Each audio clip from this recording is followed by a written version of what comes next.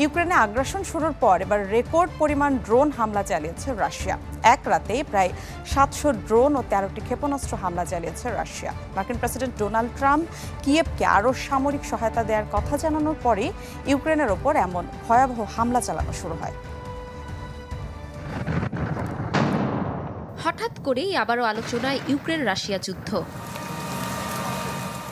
রাতের আধারে ইউক্রেনে রেকর্ড 728টি ড্রোন এবং 13টি ক্ষেপণাস্ত্র ছুড়েছে রুশ বাহিনী। ইউক্রেনের বিভিন্ন শহর ও সামরিক অবকাঠামোতে চালানো হয় এই হামলা। এক রাতে এত বিপুল সংখ্যক ড্রোন হামলার ঘটনা এবারই প্রথম। তবে কি পরিমাণ ক্ষয়ক্ষতি হয়েছে তা জানা যায়নি। এর আগে গেল 4 জুলাই বিদ্যুৎ কেন্দ্র, সামরিক স্থাপনা ও বেসামরিক এলাকাগুলোতে 539টি ড্রোন হামলা চালায় রাশিয়া। রাতারাতি এই রেকর্ড পরিমাণ ড্রোন এবং ক্ষেপণাস্ত্র হামলা হয়েছে। স্থানীয় কর্তৃপক্ষ জানিয়েছে 2 ডজনের বেশি মানুষ আহত হয়েছে। একাধিক আবাসিক ভবন এবং হাসপাতালে আগুন লেগেছে। বেসামরিক নাগরিকরাই যুদ্ধের ভয়াবহ পরিণতির মুখোমুখি হচ্ছে।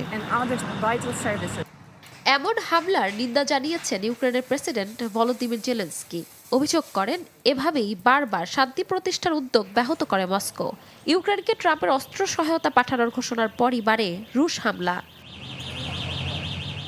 মঙ্গলবার রুশ প্রেসিডেন্টের ওপর প্রকাশ্যে ক্ষোভ ঝাড়েন মার্কিন president Donald Trump.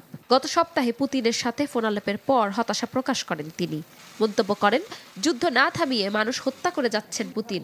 Thank you very much. Ifshita Zaman, channel 24।